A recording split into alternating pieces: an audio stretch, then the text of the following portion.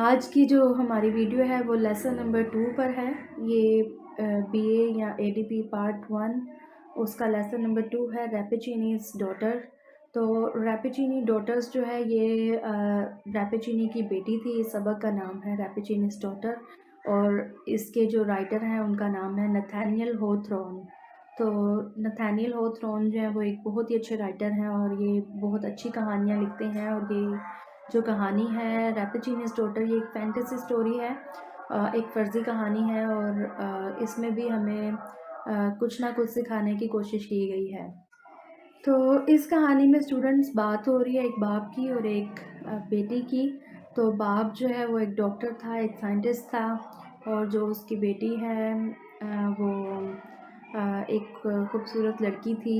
اور یہ بات ہو رہی ہے اس کہانی میں، جو ریپیچینی تھا، جو سائنٹسٹ تھا، وہ کچھ تجربات کرتا ہے اپنی بیٹی پر۔ تو اس کہانی میں بھی ہم دیکھیں گے کہ یہ کہانی جو ہے وہ کس طرح سے ہمیں کیا لیسن دے رہی ہے۔ تو سب سے پہلے ہم بات کرتے ہیں اس کہانی کے کریکٹرز کی۔ تو اس کہانی میں سب سے پہلے جو کریکٹر ہے وہ ہے ڈاکٹر گیاکومو ریپیچینی۔ یہ اس ڈاکٹر کا نام ہے، سائنٹسٹ کا نام ہے، اور ان کے بارے میں ہے a very able man of science now experimenting with vegetable poisons. تو یہ ایک بہت ہی اچھا قابل ایک سائنسدان تھا، اور یہ ایکسپیریمنٹس کرتا تھا کچھ پودوں پر، کچھ سبزیوں پر، اور یہ کچھ زہریلے پودے اگا رہا تھا۔ سیکنڈ نمبر پر جو کریکٹر ہے وہ ہے سگنورینا بیٹرس۔ تو بیٹرس جو ہے وہ ریپیچینی کی بیٹی تھی۔ Rappaccini is extremely beautiful daughter sharing her father scientific knowledge. تو یہ ریپیچینی کی بیٹی تھی اور بہت خوبصورت تھی، اور یہ اپنے باپ کے ساتھ اس کے سائنسی جو نالج تھا، علم تھا، یہ بھی اس کے ساتھ اس میں کام کر رہی تھی، اور یہ جانتی تھی سب کچھ کہ اس کا باپ جو ہے وہ کیا کیا تجربات کر رہا ہے۔ اس کہانی میں جو اگلا کریکٹر ہے وہ ہے گیوونی گوستونی۔ تو گیوونی جو ہے وہ ایک اسٹوڈنٹ ہوتا ہے، اور یہ پیڈوا کی یونیورسٹی میں پڑھتا ہے۔ تو وہاں پر یہ اسٹڈی کرنے کے لیے آتا ہے، اور یہ ڈاکٹر ریپیچینی اور جو بیٹرس ہوتی ہے ان کے گھر کے قریب ہی ایک فلیٹ میں رہتا ہے، اور اس کی جو کھڑکی ہے وہ بیٹرس کے باغ کی طرف کو کھلتی ہے۔ تو گیوونی جو ہے یہ student of the university of Padua and lover of Beatrice, اور یہ بیٹرس سے بہت محبت کرتا ہے، یہ اس کا محبوب ہوتا ہے۔ فورتھ پر بات ہو رہی ہے وہ ہے اولڈ لیڈی لیزابیٹا۔ تو اس میں ایک بوڑھی عورت ہوتی ہے لیزابیٹا، اس کے بارے میں بات ہو رہی ہے۔ Owner of the house in whose rented room Giovanni was staying close to and above Rappaccini's garden. تو یہ وہ اس گھر کی یا اس فلیٹ کی مالکن ہوتی ہے، بوڑھی عورت لیزابیٹا، جس گھر میں وہ گیوونی اسٹوڈنٹ جو ہے وہ رہتا ہے۔ جو اگلا کریکٹر ہے وہ ہے سگنر پیٹریو بالگیونی۔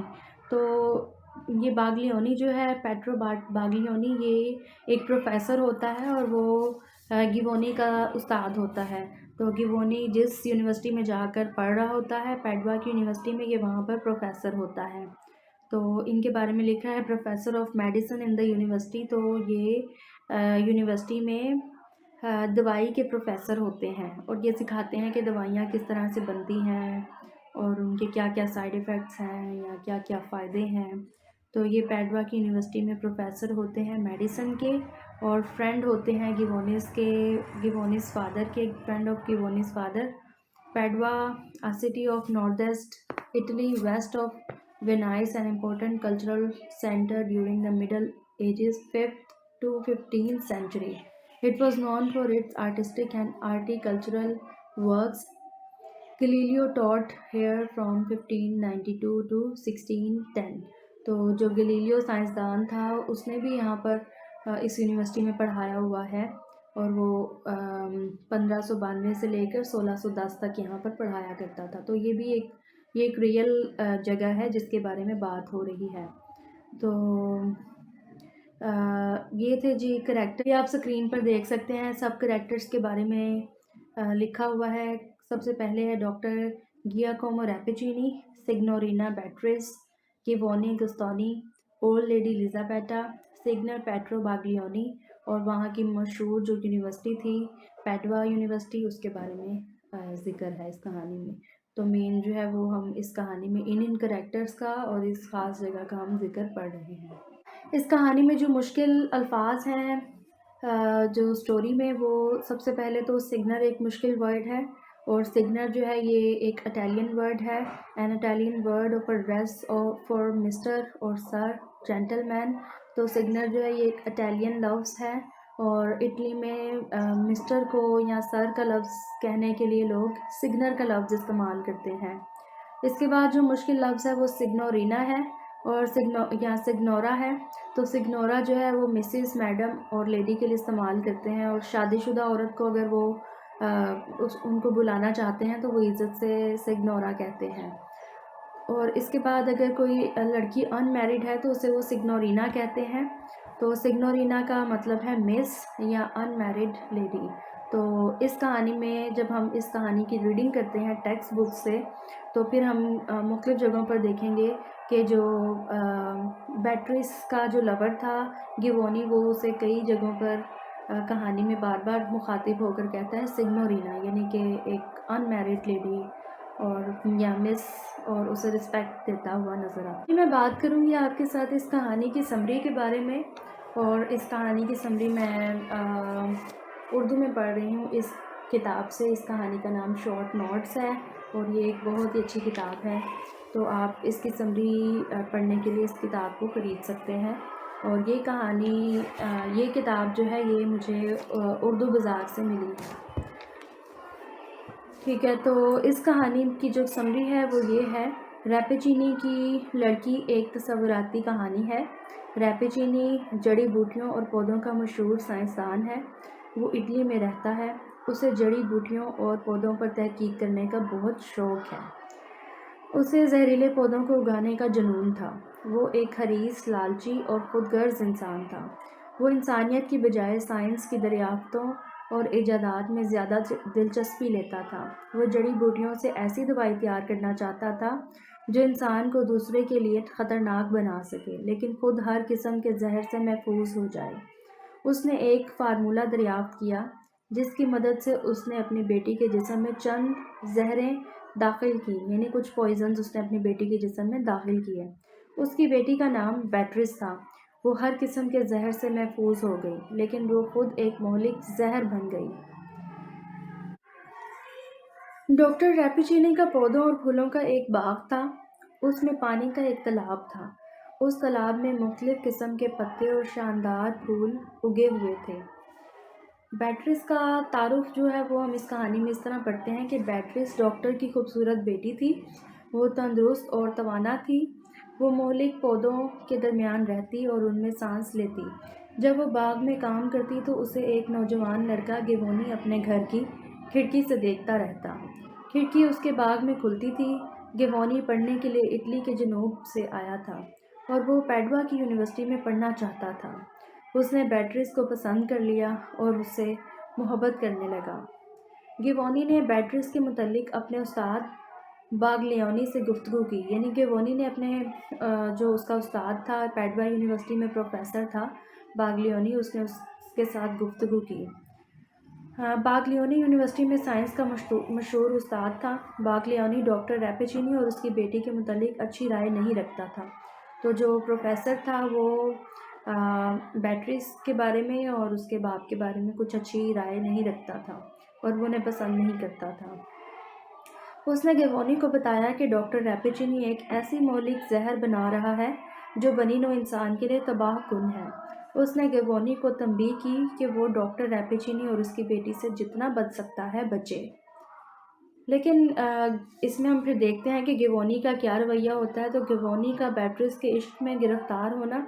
नौजवान आशिक खिड़की से अपनी महबूबा को काम करते देखता रहता। एक शाम उसने एक अजीब नज़ारा देखा। बैट्रिस अपने बाग में काम कर रही थी।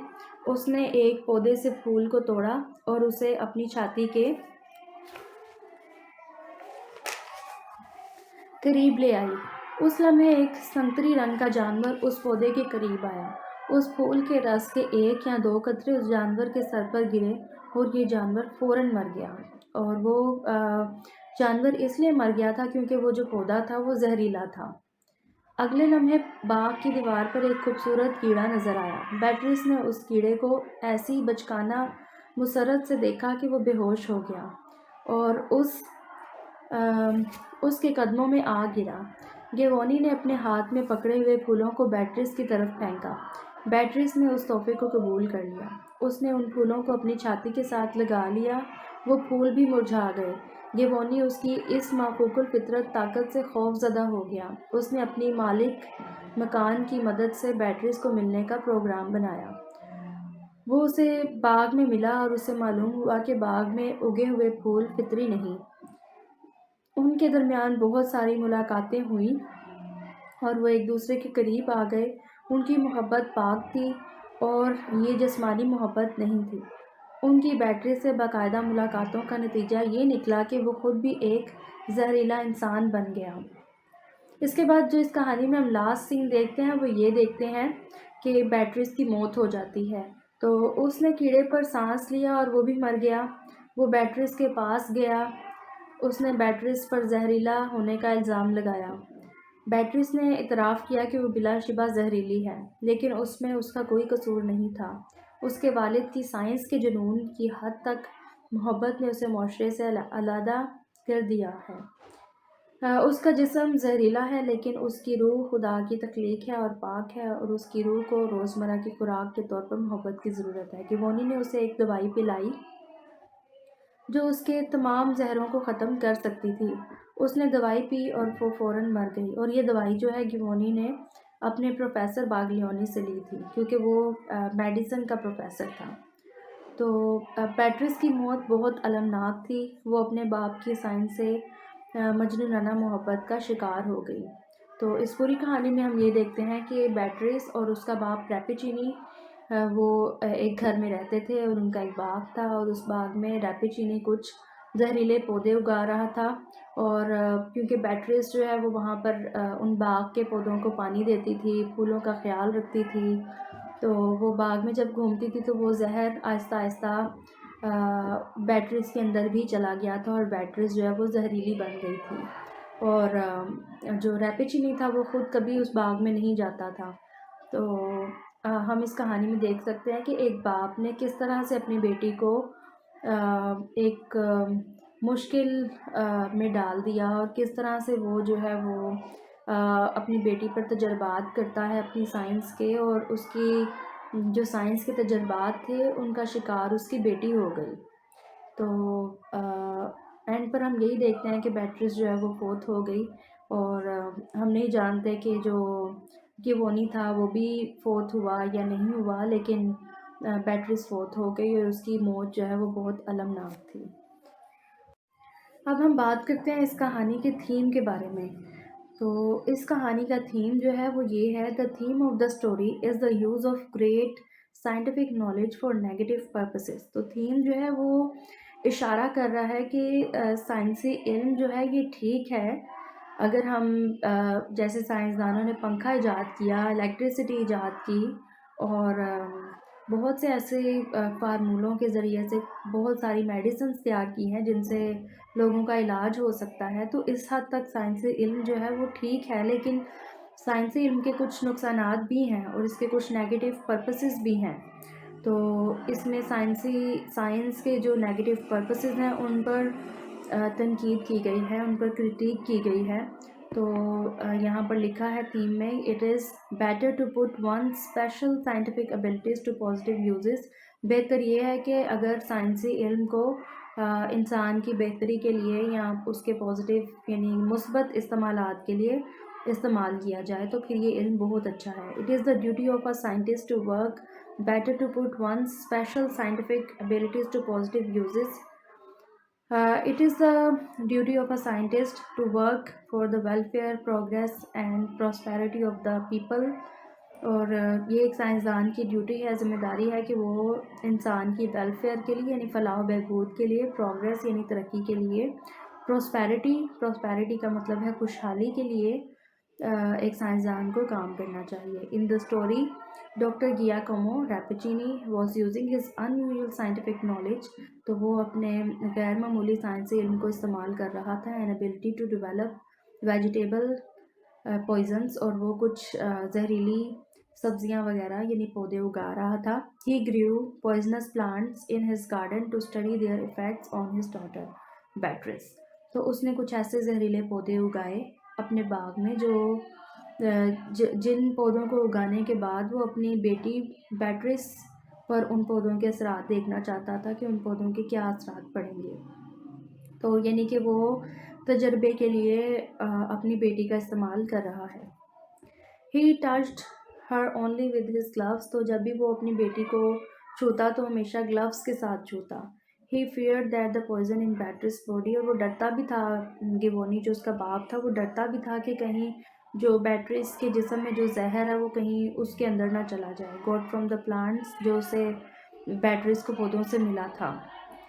مائٹ انٹر ہم. وہ اس کے اندر بھی انٹر ہو سکتا ہے. He valued his poisonous plants and their growth more than his daughter and her love. تو وہ زیادہ ویلیو جو ہے وہ اپنی بیٹی اور اس کا جو لور تھا اس سے زیادہ ویلیو جو ہے وہ اپنے زہریلے پودوں کو دیتا تھا. The theme extends to Beatrice's lover, Giovanni Gastoni, was absorbed the poison from the poisonous plants and Beatrice in his company. تو تھیم جو ہے وہ کچھ اور ایکسٹینڈ ہوتا ہے. وہ یہ ہے کہ جو بیٹریس کا لور گیوونی تھا اس نے بھی کچھ زہر کو اپنے اندر جذب کر لیا تھا ان زہریلے پودوں سے. اور بیٹریس کے ساتھ جب وہ بات چیت کرتا تھا یا اس کی کمپنی میں رہتا تھا تو وہ زہر جو ہے وہ بیٹریس سے گیوونی کی باڈی میں بھی انٹر ہو چکا تھا. ان دا اینڈ آخر میں Beatrice died of the poison. Beatrice زہر کی وجہ سے مر گئی. And the effect of the medicine given to her by Giovanni Guasconti. اور جو اس کا اثر تھا اس دوائی کا جو گیوونی نے اس کو دیا تھا وہ اس کے افیکٹ میں جو ہے وہ مر گئی تھی. The theme brings out the change of scientists into criminals by an inhuman use of science. تو تھیم جو ہے وہ سائنسدانوں کی انہیومن بیہیویئر پر بھی بتایا جا رہا ہے کہ سائنس نے جو ہے سائنسدانوں کو مجرم بھی بنا دیا ہے. تو ایک حد تک سائنسی علم درست ہے لیکن اگر سائنسی علم جو ہے وہ ایک حد سے زیادہ ہو جائے، جیسے ہم ایک کوٹیشن پڑھتے ہیں access of every thing is bad. تو اگر ایک چیز کی زیادتی ہو جائے تو زیادتی جو ہے وہ ایک انسان کے لیے یا دوسرے لوگوں کے لیے نقصان دہ بھی ہو سکتی ہے. اور اس میں دکھایا گیا اس کہانی میں کہ سائنسدان جو ہیں وہ کرمنلز میں تبدیل ہو رہے ہیں. Rappaccini brought death to his daughter. تو ریپیچینی اصل میں اپنی بیٹی کی موت لے کر آیا. Permanent disappointment to Giovanni. اور گیوونی کے لیے مکمل نا امیدی تھی یا مایوسی تھی. And unending suffering to himself. اور اس کی یہ نا ختم ہونے والی برداشت کی حد تھی. ٹو ہم ہز آرٹ اور science of poisonous plants was dearer than Beatrice and Giovanni. اور جو ریپیچینی تھا اس کے لیے اس کی آرٹ یا اس کی سائنس جو ہے اس کے زہریلے پودے وہ بہت زیادہ پیارے تھے بیٹریس اور گیوونی کی نسبت. اسے وہ زیادہ پیارے تھے. تو انڈائریکٹلی اس کہانی میں ہمیں جو بتایا جا رہا ہے تھیم وہ یہ ہے کہ سائنسدانوں کا علم ایک حد تک ٹھیک ہے لیکن اگر وہ اس علم کو غلط استعمال کرتے ہیں یا غلط اس سے چیزوں کی ایجادات کر دیتے ہیں تو پھر وہ بہت نقصان دہ ہے. اور نہ صرف ایک انسان کے لیے بلکہ پورے معاشرے کے لیے وہ چیزیں جو ہیں وہ ایک پوائزن کی طرح کام کر سکتی ہیں. جیسے ہم دیکھ سکتے ہیں کہ موبائل جو ہے وہ ایک فائدہ مند چیز ہے لیکن آپ جانتے ہیں کہ موبائل جہاں پر اس کے پازیٹیو اسپیکٹس ہیں وہاں پر اس کے نیگیٹو اسپیکٹس بھی ہیں. تو اس کے نقصانات بھی ہیں. تو سائنس جو ہے یہ اس کے پازیٹیو اسپیکٹس ہیں لیکن اس کے نیگیٹو اسپیکٹس بھی ہیں. تو ہمیں چاہیے کہ ہم ایک انسان ہوتے ہوئے ہم اس معاشرے میں ہر چیز کا درست استعمال کریں اور ہم اپنی زندگی میں اس کوٹیشن کو یاد رکھیں کہ access of every thing is bad. تو امید ہے کہ آج آپ کو یہ کہانی پسند آئی ہوگی اور آپ کو یہ کہانی سمجھ میں آئی ہوگی اور آپ امتحانات میں ضرور پاس ہوں گے، کامیاب ہو جائیں گے. اور میری دعا ہے کہ آپ کو ضرور کامیابی ملے۔ تو اب تک کے لیے مجھے اجازت دیں، اور ہم اگلی ویڈیو میں پھر ملیں گے۔ اللہ حافظ۔